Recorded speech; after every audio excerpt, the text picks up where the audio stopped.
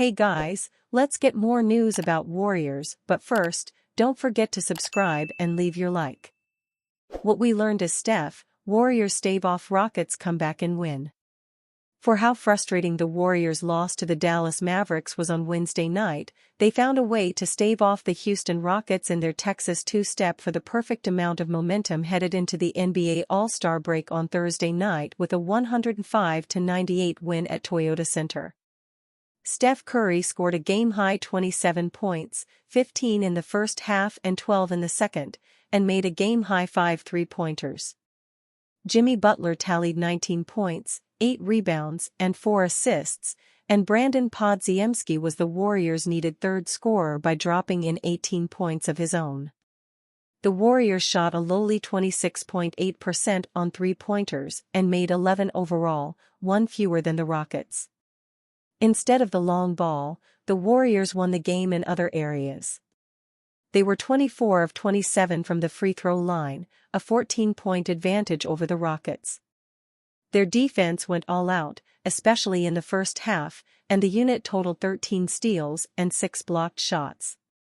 Here are 3 takeaways from Thursday's game as the Warriors head into the All-Star break one game above .500 at 28-27. The Warriors now are tied atop the standings. Well, that is, a list of the most starting lineups in the NBA this season. With their 33rd different starting five, Steve Kerr had Podziemski replace Buddy Hield alongside Curry, Butler, Moses Moody and Draymond Green. Rookie center Quinton Post also was sent to the bench, replaced by Moody. Hield was a game-worst -21 Wednesday night in the Warriors' loss to the Dallas Mavericks. Podziemski was a team-high +13 in 24 minutes off the bench.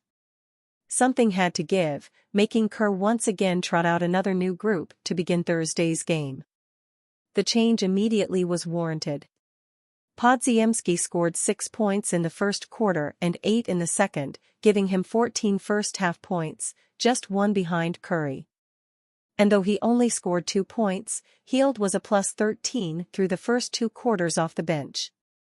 While Hield never found his shot and finished 1 of 5 from the field and 0 of 4 from deep, Podziemski's impact continued to be felt.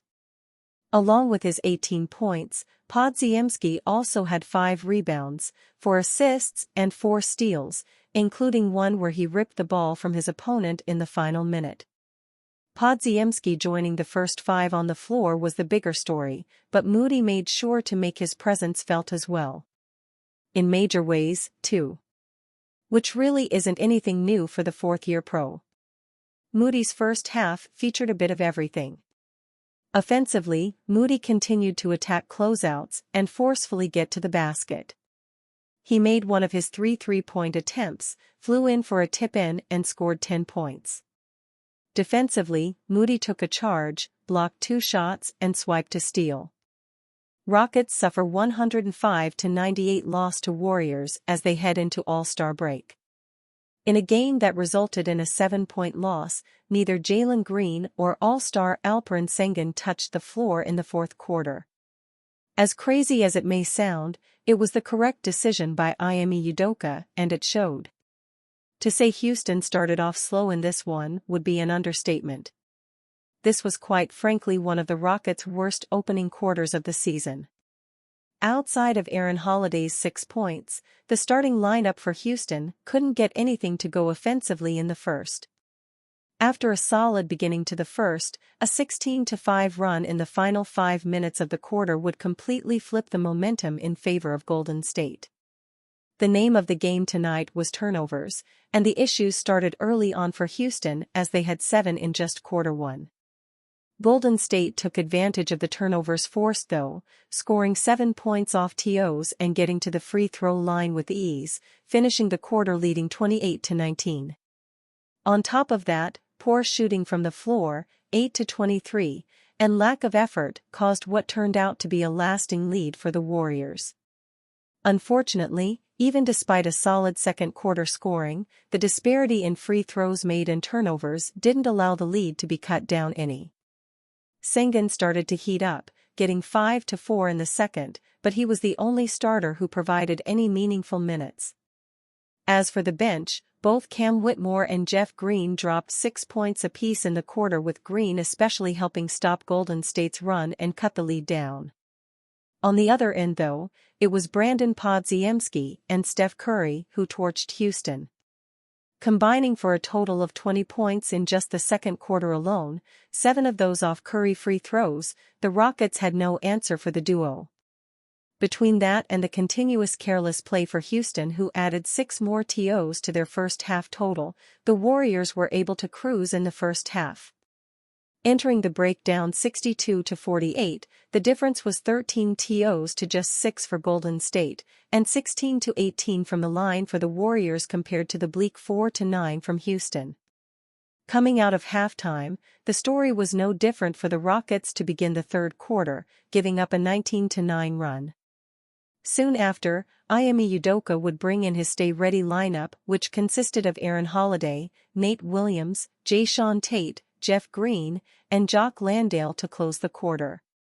This move would probably be the best of the entire game, as Holiday, Williams, and Landale would each make plays in the final minutes of the third to cut the lead down to just 12 going into the fourth. A 13-1 run with the new lineup most definitely prompted Coach Udoka to keep his same guys out there for quarter four. Only down 82-70, this game began to look more and more reachable for Houston. The fourth quarter was when the game truly started to feel possible for a Rockets win. With Jalen Green, Cam Whitmore, and Alperen Sengun each staying on the bench, it was Houston's second unit plus Amen Thompson and Aaron Holiday who closed this one out. Holiday, 25 points, 8 rebounds, 4 assists, would get some buckets in the clutch to get the lead down to just 4 with plenty of time remaining in the game. Again though, the lead was just lasting for the Warriors, scoring right back each time the lead was cut down. Landale, 13-8, and Williams, 11-2-3, each continued their great play in the fourth as well, scoring in much-needed situations to keep the game in reach.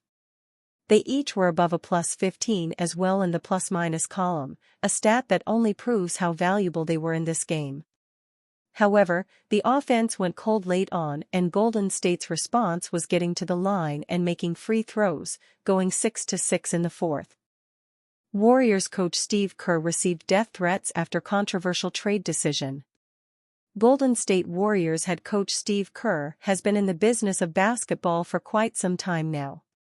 As a player, he played 15 seasons between 1988 and 2003, winning 5 championships along the way.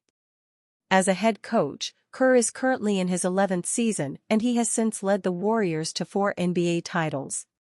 Before he took over the helm in Golden State in 2015, however, Kerr was the general manager for the Phoenix Suns between 2007 and 2010, which is the same team that drafted him in the second round of the 1988 NBA draft. According to Kerr, it was during his time as the Suns' head honcho that he had an alarming experience that has stuck with him through the years. "I traded Shawn Marion for Shaq O'Neal, and I got death threats," Kerr told reporters on Wednesday after being asked about his most controversial trade decision. Email death threats. Our security in Phoenix looked into it. I was never overly concerned. I have taken it for what it was, which was an angry fan typing away. But it's still pretty disconcerting when somebody threatens your life. For context, Kerr was talking about his controversial decision to send Shawn Marion, who at that time was named an All-Star 4 times in 8 seasons with Phoenix, and Marcus Banks to the Miami Heat in exchange for a 35-year-old Shaquille O'Neal, who for his part, was already at the tail end of his career. Clearly, one fan was so incensed by Kerr's decision that they resulted in threatening his life. In his interview, Kerr would go on to say that he feels for Dallas Mavericks' Nico Harrison, who himself has reportedly been receiving death threats, after his decision to trade Luka Doncic to the Los Angeles Lakers in exchange for Anthony Davis. According to Kerr, there has to be a line that exists in terms of fans expressing their criticism towards team executives. That line was clearly crossed, expressed Kerr. And you fan? What do you think of Steve Kerr's situation? Leave your opinion in the comments.